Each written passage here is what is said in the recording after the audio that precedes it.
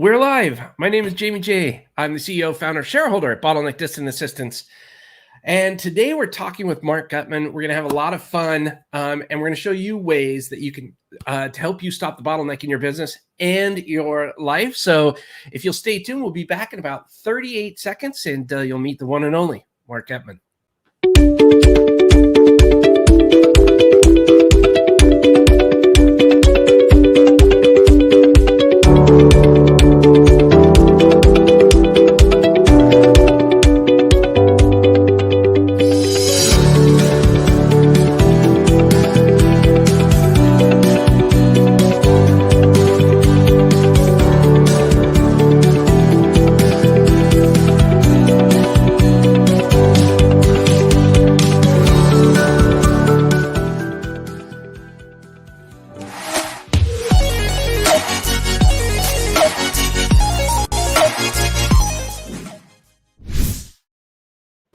Well, hello there. It is Jamie J. I'm the host of Live with Bottleneck, where we help to stop the bottleneck in your business and in life.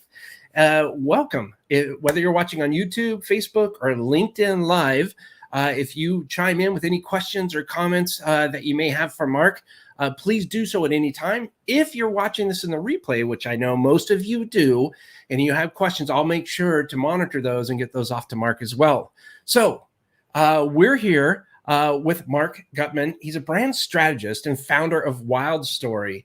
We're going to be talking about how to tell the story of your brand. I don't know about you, but I am infatuated with learning how to tell the art of storytelling. I think it's fantastic. It's just a great way to begin conversations and have fun with your brand. And it just brings a lot of personality, and that I think really differentiates you. So if you want to learn more about that, let's get into this conversation. But first, before I introduce you to Marc, let me show you how he can help you stop the bottleneck in your business. So Marc Gutman is a storyteller, entrepreneur, adventurer, and idealist, and found out curling and hockey player as well. But most importantly, Marc loves brands and their stories. Marc had several positions in the story business. He served as story editor for Oliver Stone's Illusion Entertainment and wrote stories and screenplays for Oliver Stone, Warner Brothers, and 20th Century Fox. In addition to his time in Hollywood, Marc itched the entrepreneurial scratch by founding a multi-million-dollar tech company in Boulder, Colorado. Today, Marc focuses his energy on Wildstory, the brand strategy studio for brands that want to outmaneuver their competition. Wildstory has worked with brands like Thor Industries, Airstream, El Cap, Planet Granite, Earth Tracks, Movement, Inboard, Outward Bound School, and First Descents. Marc is on a mission to help the world. Après. One brand at a time. And as you heard Marc chime in to correct me and make everything right in the world, please allow me to introduce you to the one and only Marc Gutman. How are you, sir? Jamie, thanks for having me, man. That intro was on point. Like, I didn't realize I was going to be like on this pro level live stream. So that was fantastic. Thank you so much. Oh man, I'm so stoked to meet you and talk to you and learn about you, a fellow hockey player. Yeah. I absolutely love it. Glasses and just being brilliant. I appreciate it. And hats, absolutely. Yeah, just to clarify, what we mean by helping each brand and business après, one at a time is après. We use that a lot here in Colorado. I'm from, living in Colorado, and that's like après ski. It's French, the word French for after, and après is earned. It's something that you can't just, do without a hard work day. But then we really work, and we spend a lot of our work life for these moments that really matter, right? Like family, friends, like having a beer, playing some hockey, going skiing, snowboarding, all the things that are really near and dear to me. So that's really my personal mission, is just to make sure everyone enjoys the after they put in a good hard work day, because I believe in hard work. But let's go have some fun and let's enjoy one another. Thank you for that explanation, because now I really am. I'm now armed with another word in my 7-word vocabulary, and I really appreciate it. So work your ass off so that you can enjoy the après. That's right. Right. Now you're up to 8 words, which is fantastic. Well, before we jump into talking about storytelling and all that kind of cool, really, really cool and stuff that needs to be talked about because not enough of really understand it, can you tell us a little bit about maybe who you are and maybe what led you to what you're doing now? Yeah, I know, and I'll try to keep it brief, but I think that there's some, stuff about my story that's relevant and will give context. I grew up in Detroit. That's where I have my love of hockey and Nice. all things Detroit. But nothing really ever happened in Detroit. I had a pretty good childhood, but it like literally just it was nothing happened. And my whole context, my whole contextual understanding of the world came from movies, came from TV, came from print magazines like Thrasher, things like that. So second graduated from college, I was like, I'm going out into the movie business. All my friends were becoming investment bankers and lawyers, and I was like, you know what, I want to, I'm gonna go work in the movie business. And I didn't have any contacts, so this isn't the big point of the story. But for anyone that has a dream, just get in the middle. Just got in the middle. I took whatever jobs I could. I bumped around. I asked a lot of questions. I ended up working for the great Oliver Stone at his production company as his story editor. And that's where I really, got, a crash course in storytelling. And, how do you do that? You consume a lot of stories. So you can maybe see right there is probably my most prized possession from any work accomplishment. And what that is, I was constantly feeling like I was going to get fired at this job. I don't know if you've ever had a job like that, but like it was high pressure. Literally the message was like, if you don't want this, there's 8,000 people that do. Like, this is a high performing job. I loved it, by the way, everybody that worked there. But I always thought I was going to get fired. And one day I kind of came into the main bullpen of the production company, and it was a small company. There wasn't many people that worked on the, full-time production. And everyone was kind of looking really kind of stern and gruff at me. And I thought I was getting fired, but instead they presented me with that tote bag, and it says Illusion right on it. And what that tote bag meant was I was part of the team and part of, like longer for this world. But B, was it a one or a two or a B, A or a B? Anyways, B too, it meant that I was allowed to carry 20 scripts, each at 120 pages, to and from the office every night and consume. And so that's really where I learned everything about story. And then I was fortunate to go on and work on some other things. And, I was younger in my career. I'd always, thought about coming to Colorado. I came here to kind of take a break. I was writing some Saturday morning cartoons for Warner Brothers. There was a spinoff of a movie called Osmosis Jones. And something crazy was happening here in Colorado. And there was this insane like entrepreneurial movement before like we really knew what entrepreneurs were. There were all these startup companies. It was just like birthing. I think it was kind of coming out of that, well past that kind of gas and oil crash that Denver and Colorado had probably like 20, 30 years after. So rebuilding as an economy, it was super cool. I was like, these people are awesome. They're way cooler than the movie people because they're creating something out of nothing. They're literally, they have this figment of an idea and they're turning it into action and then changing the world. And along that time, a couple of different things were happening. I started a tech company that you mentioned. That was kind of cool. And I wasn't the best entrepreneur, but I loved branding and marketing. And so I put all my energy in there, and that company did really well. And we ultimately sold that for a nice win. Two, the other thing that happened was people kept coming up to me, Mark, you worked in the movie business. And I never really want to talk about it. I was like, yeah, that was my past. They're like, can you help us tell our story? And I was like, yes, I am awesome at that. And then we'd start to work together, and both of us would be really unhappy. It would end really badly because, the way that we tell stories in business, which I've come to learn, and that's what I want to talk about today, is based on traditional storytelling, 3-act structure, the way we do movies, but it's not quite the same, right? And so there's elements that we can take and learnings from that strict kind of storytelling structure and the way that we apply them to our businesses. So people use that word story interchangeably, and they mean a lot of different things. And so, here we are today. I run a brand strategy and design studio that's really designed to help brands outmaneuver their competition, called Wildstory. As we mentioned, I really love to help brands that are focused on the après, but we work with all sorts of different brands, everything from Fortune 100 to new to brand, new to world brands, professional service brands. We just did a workshop for them, a marketing firm, last week. And so, I love the topic of this podcast. I love the name of it, The Bottleneck, because it really aligns with what I've been trying to talk to people about.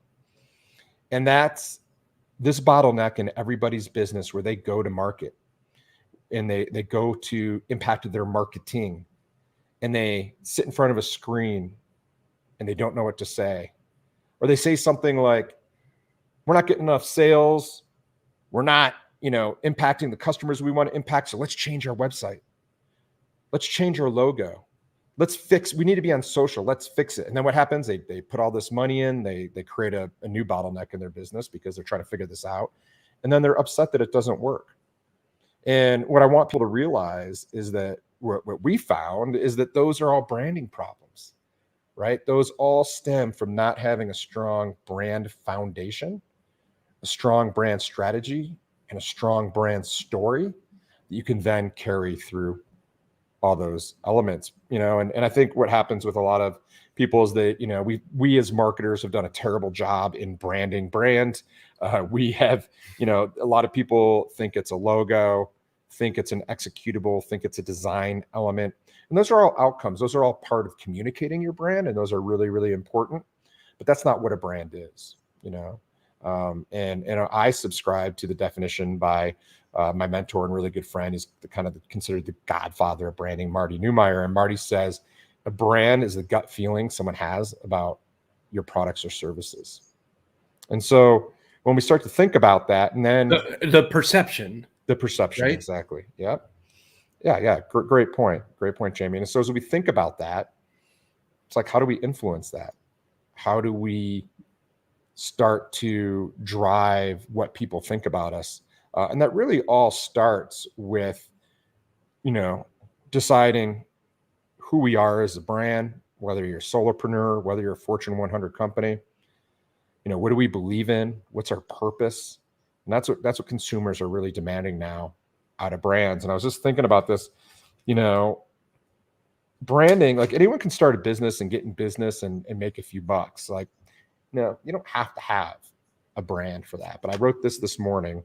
You're not going to be able to read my handwriting, but branding is for sustainability, to build a sustainable company, to build a company where people come back and buy from you again and again, to build a company that's going to be able to weather the storms, that's going to be able to handle your competitors when they come in, because I'm telling you, they're going to come in, right? We all know it. We feel it.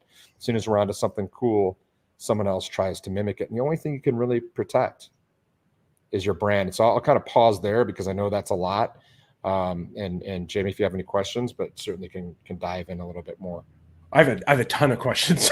Yeah. Yes. But I do want to go back one quick thing, because I'm right there with you. And I'm all about not being better. I'm all about being different, because I think as Maya Angelou said, it's not what we said, but it's how we make you feel, paraphrasing.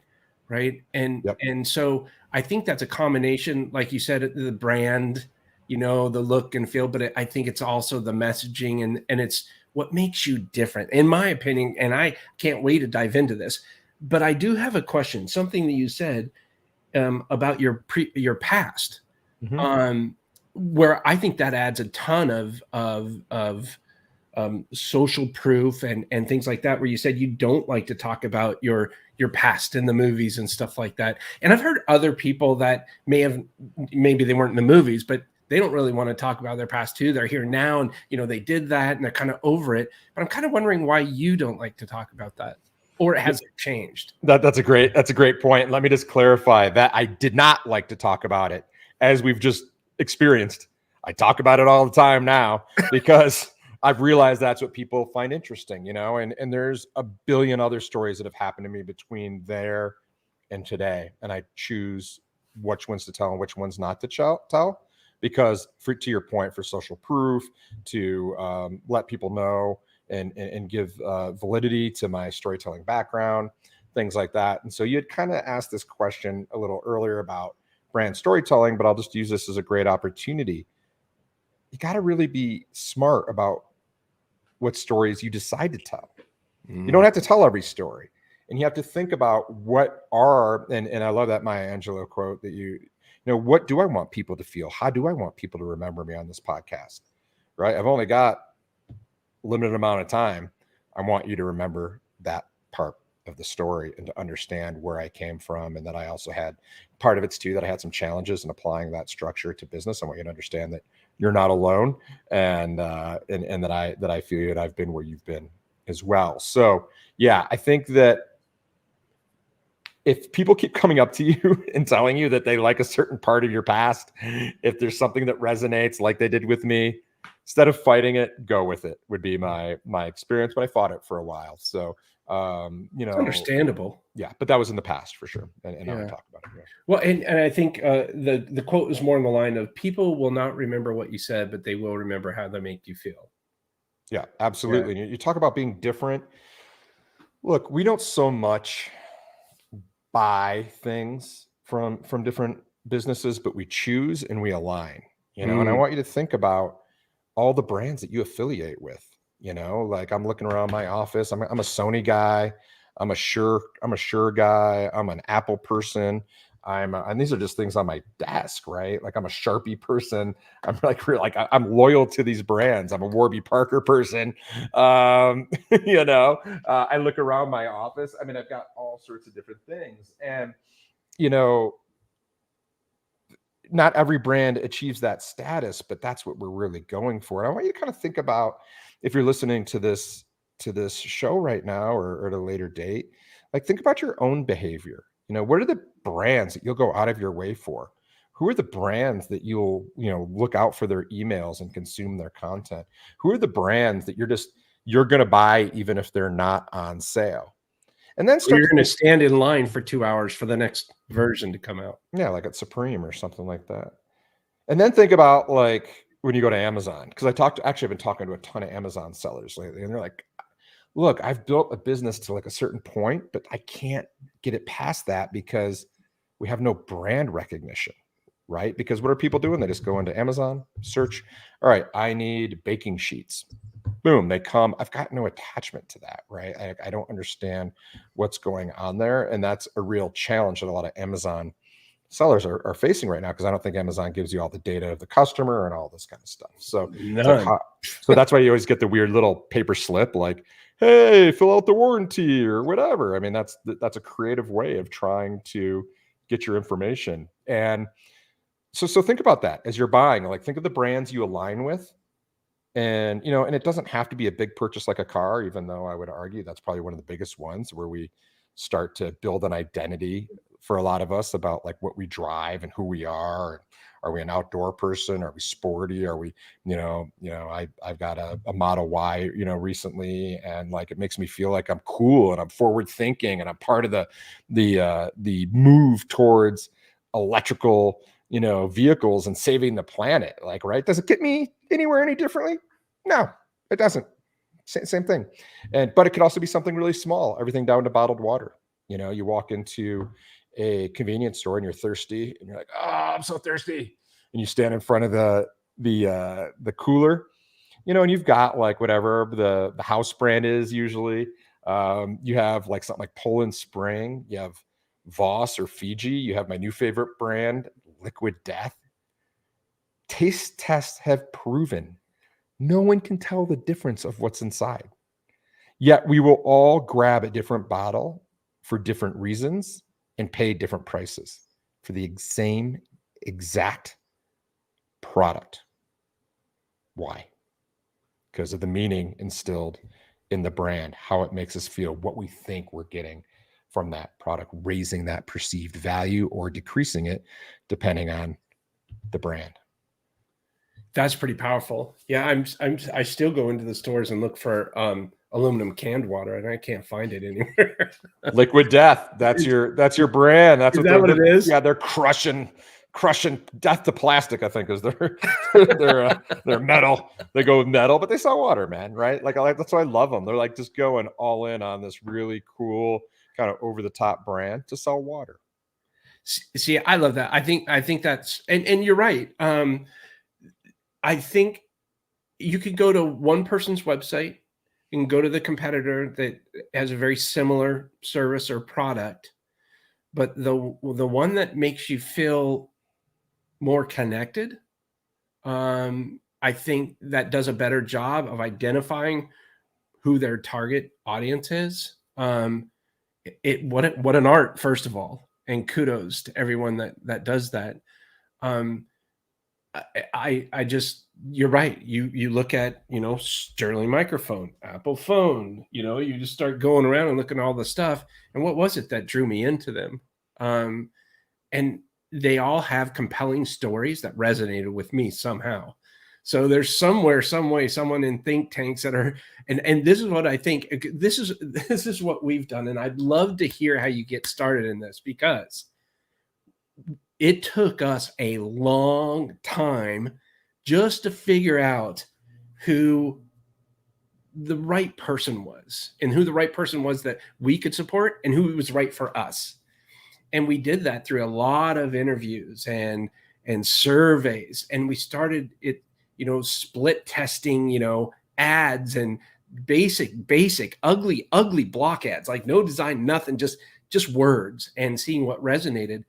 And 544 split tests we ran, and we found what we call 42 gold winners. And that's where people resonated with whatever that message is. And we started finding trends like, oh, this is how people feel. What they're writing, this is how they feel. And it's really, really changed the dynamic on how we present ourselves and how we talk to others and how we listen to others. We listen to the words that they use. And I think that's really helped. We let them kind of shape the story. And that took some time. And I got to tell you, Mark, that was really tough in the beginning, because what I thought other people wanted, they did not. They did not. We even built a course with 93 videos in this course, me and 3 of my buddies. We sold one course. And it took us like 4 months to build this thing. And that was a big lesson for us. I wonder, how do you discover or figure out, obviously besides going to you and hiring you, but what do people do to get to that point? Well, if it makes you feel any better, Jamie, I've made the same course mistake as well. So I think we've all done that, right? Well, a couple of things. The thing you don't do is what most small businesses do. So look at their competitor, maybe a bigger competitor, and they say, oh, if it's working for them, might as well work for us. And they go and they copy their website, right? I've done this in my past, right? Like way back when, before I really knew about this stuff, I would like stay up late, like for like looking at the website for inspiration. I mean, like stealing all their copy, right? Like we do that. And because we're not confident, we're scared to tell our story, to stand out, to be distinct, to be different, as you mentioned. This is where I think there's a little confusion. So there's people out there being like, just follow the hero's journey, do this, do that. Well, that's like a storytelling technique once you know what story to tell, but that doesn't really help you with your brand. And here's the thing, like there's a lot going on. And it's a bit of a dance as you experience, but how do people figure that out? I think first and foremost, if you go and you talk to your target customer, and this is going to take some skill that everybody has, but very few people use. And that is, you need to listen, and you need to listen to what's being said, but also to what's not being said, right? So, for example, Shure comes to me and they say, hey, why'd you buy a microphone? No, I bought a microphone because I needed a microphone. Oh, okay. And if they walked away, oh, okay, the people that want microphones need microphones. That's pretty obvious, right? But if they start digging on me, they're going to say, well, why did you need to buy a new microphone? And I'm going to say something like, well, I had a Yeti and it was kind of cool, but I kept getting a lot of echo. And then they're going to say, well, why is that important to you?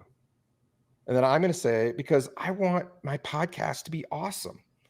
I want to be seen as a real podcaster. Da-ding, da-ding, da-ding. Right now, we're starting to get into the underlying reasons why. So with every product, right? And I'm shortcutting. I'm trying to make this as easy as possible. There is a lot of stuff that leads up to this, but this is something that we can all do, is really listen to, what our customers need, how we make them feel, and then identify, if you're still looking for that way to differentiate and it's not obvious, like start thinking and how can we find unmet needs for our clients too. I have a really great story on that. I used to belong to a co-working space, several of them throughout the years. And around the kitchen, or even at the offices I worked at, the kitchen was always this point of conflict because there was always these signs. They're like, we're not your mom, do your dishes, got to put the dishes. Then there'd be emails sent around, people aren't doing their dishes, right? It was just this thing on and on and on. I walked into a WeWork a few years ago, and they have someone there collecting cups and doing the dishes. And I was like, What? Unmet need that like bonded me to WeWork. Now, this is kind of some like top level stuff. Like, how do you find unmet needs? How do you ratchet up? How do you innovate? But that's how you do it, right? You find out. So they would interview me and they'd be like, what don't you like about your current co-working space? And I'd be like, I hate getting an email in the middle of my workday, getting yelled at like I'm some kind of kid. I got 99 problems and dishes ain't one, right? Like I don't want to be thinking about dishes and having that conflict and that. So anyways, that's one way to do it. And I'll quickly just kind of wrap this up. When we go through the process of brand strategy, right? You have your internal, what we call a brand DNA, and that's your mission, your vision, your values, what you believe in, and that has to come out in your brand. And then we get into what arguably is where things happen, and that's when you look at your competitors and see what they're not doing and where you can be different. That's where you find out who is your ideal target customer, and then what is that difference that you can bring to the marketplace. Then we start thinking about personality in a brand, and then we start thinking about messaging frameworks such as messaging themes, things like that. Then we might even think about what do the visuals look like. So those are all the things that go into like before we do a logo, before we do anything like that. So, those are the type of things we do. And then, once we do, so phase one would be that brand strategy. Phase two would be that identity or that visual stuff. Then we go into what arguably is the most fun and the hardest part of brand building, because you do the brand strategy, you come out, you're like, yeah, we got a purpose. And then you do phase two and you're like, yeah, we got hats and and shirts and stickers. But phase three, that's where we got to like build the brand. This is where brands are made, and that's in the storytelling. You got to take all that information and you've got to tell it over and over and over again in fresh ways, right? We take the same themes and we tell them over and over and over again. I like to think of the brand manager at Patagonia just saying, hey, can we just once not talk about return, don't buy this jacket? Or can we once not talk about public lands or, watersheds? I got a new 1%. idea. Yeah, 1%. I got a new idea. And they're like, no, we're not going to talk about that. Right. And so when you think about layering in, that type of stuff into your storytelling mix, you want to be consistent and you want to hit those themes over and over again. And that all comes out of a strong brand foundation. So there's a lot to unpack, as they say. Yeah, I was thinking unpack, and I'm like, I got to say something different. But there's a lot when that comes. So I want to go back to the very beginning, and this is very foundational in vision, mission, provocative point of view, and core values. Can you kind of tell me from your point of view what you believe to be vision, mission, core values, and maybe even a provocative point of view? For us, our provocative point of view is we assist business leaders who are doing the wrong things so that they can focus on their best work, right? Yeah. It's just a very simple, and like you said, it's fresh. We can repeat that, but we got to think of something new a little bit down the road. But at least somebody kind of has a good idea of what we're saying. But that came way after we understood what our vision was, what we aspire to do, what our mission was, the daily objectives to achieve our vision, and then what are our core values. And we use our core values every single day to help us make decisions. Yeah, and even within there, we don't really call it the provocative point of view. What we focus on in that section is purpose. Like, why do you exist beyond making money? Right now, let's be clear. Most of us are here to make money. It's wildstory.com, not .org. I'm here to make money, but we align with those brands that have a purpose beyond making money, and you can see it. And it's like this thing that's like not really stated publicly, but comes out in everything you do. Like Coca-Cola is happiness in a bottle, right? That's what they really want. They want to make people happy. That's their purpose. Now, is their business to sell sugar water? Absolutely. That's what they do. That's what they sell. But their purpose is to bring happiness. And you'll see that, right? You'll see that in everything they do. You'll also see that in like brand activations. They spend a lot of money like putting in pop-up playgrounds and showing up at youthful events and things like that. And it's really strategic. I mean, they're one of the best at this. And we don't always, as consumers, pick it out and understand it, but it's felt and we understand it unconsciously. So if there's one thing that I would say for people to focus on, it's figure out your purpose. Because geez, we all know this is a tough game, right? And if you don't have something driving you beyond just making money, sometimes we don't make it, and we don't make a lot of money, and we need something to carry us through. And that's also going to be the thing that's going to attract people, whether it's, employees, contractors, partners. It's going to bring people internally to rally around, because believe it or not, your employees, yes, you need to pay them. They want to make money, but they do care about things other than just making money. And if you want them to see your vision is more than just a job, and you really want them to enroll, it's things like purpose that will help you do that. You just said a key word: to carry you through. So I'm super passionate about what I do, super passionate, but I am not passionate about certain aspects of the business that I'm responsible for. Meeting with the CFO and dealing with the legal, mumbo jumbo and all that stuff. And just some of that stuff is like nails on a chalkboard to me, but that's only about 25% of my role. And I always tell myself, like, meeting you, like, I thrive on this. I geek out on this kind of thing, meeting, having conversations. Yep. And seeing what happens to our clients after they've been involved with our service, like talking with them and seeing how happy they are and what they're able to do. Like, that is so rewarding. And that's what kind of that's actually the reward to get me through the mud and to carry me through. Passion or purpose, I guess you could call it that. So I completely 100% identify with what you're saying there. Would you mind if I kind of took a little segue here? Yeah, segue away. How did you come up with Wildstory? Because that is freaking cool. I love that name. Well, story, as we have all heard, has been core to my life, and I really believe that the thing I'm super passionate about is sharing, developing, helping people to get out there and share their story. I feel that that's the one thing that, like I said, we can all own, that makes us special, that makes us connect. That's what I want to know. That's what I find interesting about people. I don't know about you, but I never ever go to a party and say, tell me what you do. Right? Like, it's almost like a gag reflex for me, right? Like, and if someone says that to me at first, I'm like, this is not my kind of person. Now, granted, there's a lot of people who have done that and have been great, but so like I say, like, tell me your story, right? Like, I want to know, like, tell me what's going on. What are you excited about? Like, all these things. I want to, like, that's how I get to know people. And then the business initially was concepted to be this agency that was positioned to serve outdoor brands. And and I also just believe that, like, we were going to help these kind of brands that were forged in the wild, but also give them a fantastically different story. So that's where the name came from. And we've like most businesses, we've evolved a bunch. Like, right, we're not exclusively focused on outdoor brands. We work with a lot of different brands, but the name stuck, and it has that history in its DNA. Thank you for sharing that.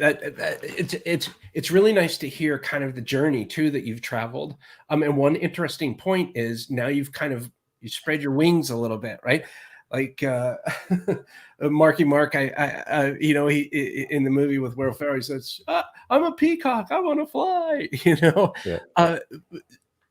But there's something important there because you said you started kind of really niched down, and you kind of explored some different opportunities, and now look at you doing what you're doing, helping out so many different people. But when you started pretty close knit to a certain genre or a certain industry. Would that be fair to say? It would, and I love where you're going with this because uh, it's okay to change, it's okay to pivot, and that's only something I can say after experience and hindsight. I think it took me too long to pivot. It took me too long to change. It took me too long to experiment because I wanted to hit the home run right away. I mean, this business was actually the idea was to turn it into it was to be a PR firm for outdoor businesses, actually, because I thought that's the way you told stories. I didn't have total knowledge of how to do it. I had moonlighted for about a year at a really great friend of mine's awesome PR agency. And what I really realized is I didn't like PR so much, and that was kind of a hard pill to swallow because I told everyone. I ran out of the room and I told the world, we're building a PR agency, and it said it all over our website, and sometimes we got to eat a little bit of humble pie, but I kind of feel like the faster you eat that frog, you can move past it, and I think in my career, sometimes I've hung around a little bit too long because I didn't want to admit that I wanted to make a change. Now, I also think we're living in a different world where job hopping and changing is just a little more common. Mm-hmm. But it started off as a PR agency to outdoor firms. And I was like, I don't love this. I was also like, how do I make the biggest impact?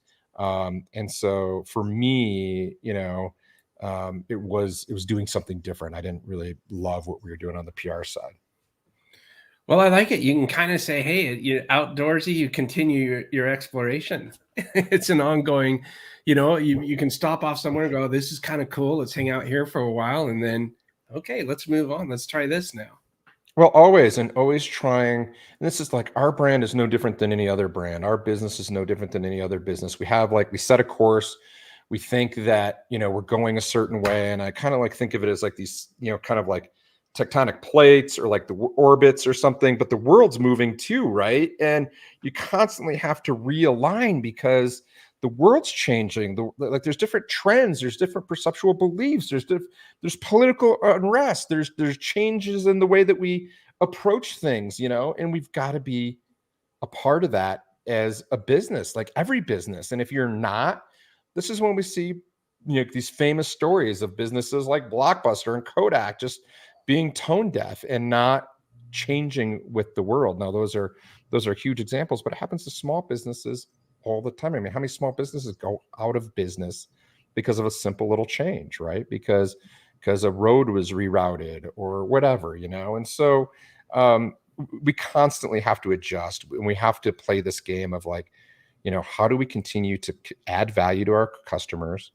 and then build a business that works for us as well. And that's the game, right? And it's not an easy game. I'm not here to say that that's like super easy. That's just the game we're all playing, and the game that we're trying to be better at. Well, and that's why we got to reach out to you. That's right. That's right. Figure out how to be different.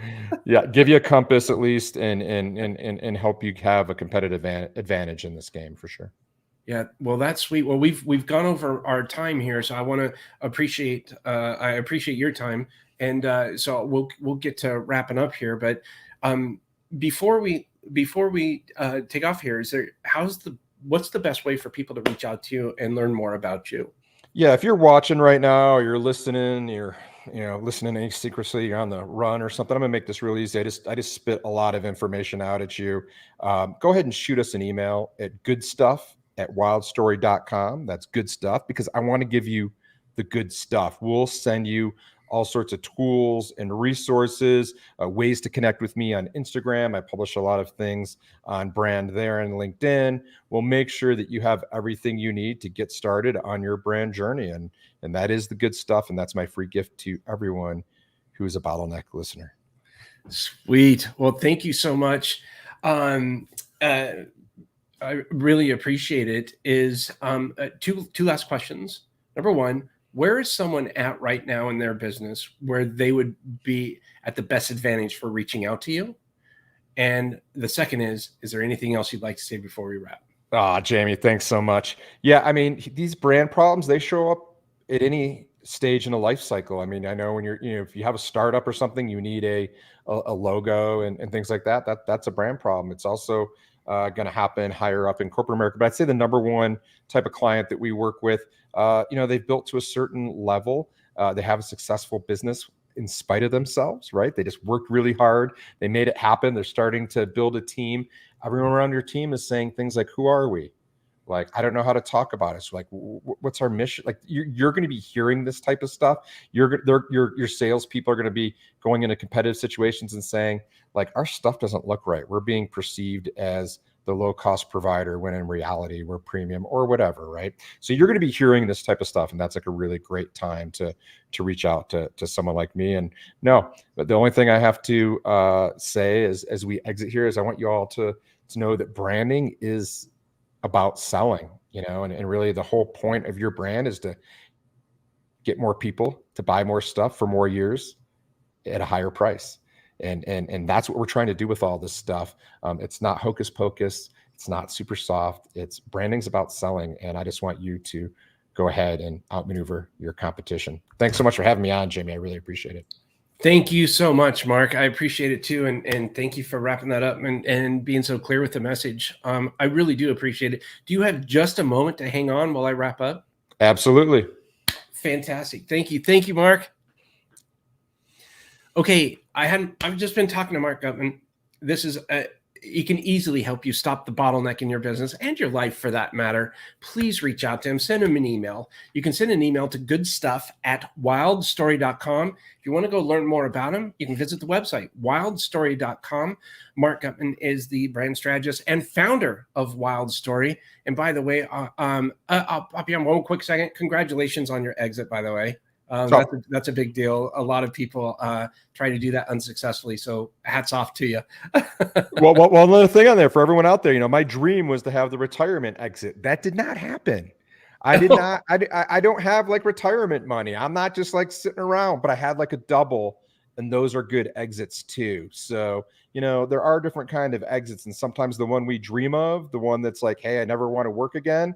Yeah. Who doesn't want that? But there's other ways to exit a business, build a business, get value, and exit as well. So just a little point for clarification. That I want to make sure everyone's listening. Thank you. Good point. So a couple of things I want to wrap up here really quick. And I want to say thank you so much.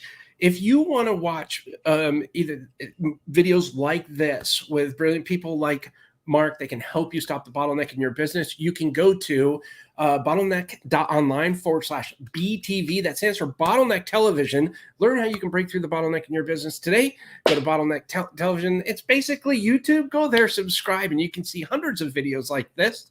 I want to remind everybody, by the way, that my book is now out. Quit Repeating Yourself. You can go to quitrepeatingyourself.com and learn all about how today's leaders are using systems and processes to grow their business the right way. It's an incredibly fast read for us busy executives. 184 pages. You'd be done with it in 2 hours flat.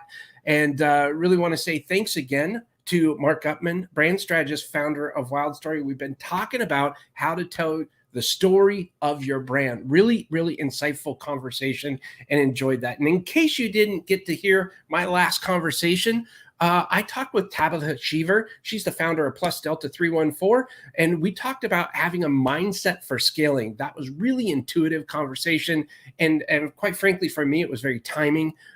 So she's wonderful. You can go check that out.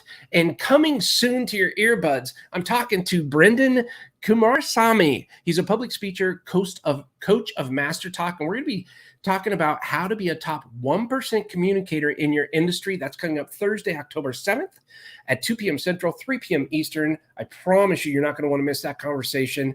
Brendan is simply amazing. One more time, I just want to give a big shout out to Marc Gutman. We talked about how to tell your the story of your brand, and by all means, go ahead and email him at goodstuff@wildstory.com. When you do so, you're going to get a ton of goodies that are really going to help you out. So highly recommend reaching out to him today. Remember, last thing I'll say every time, create your own ripple. We'll talk to you soon.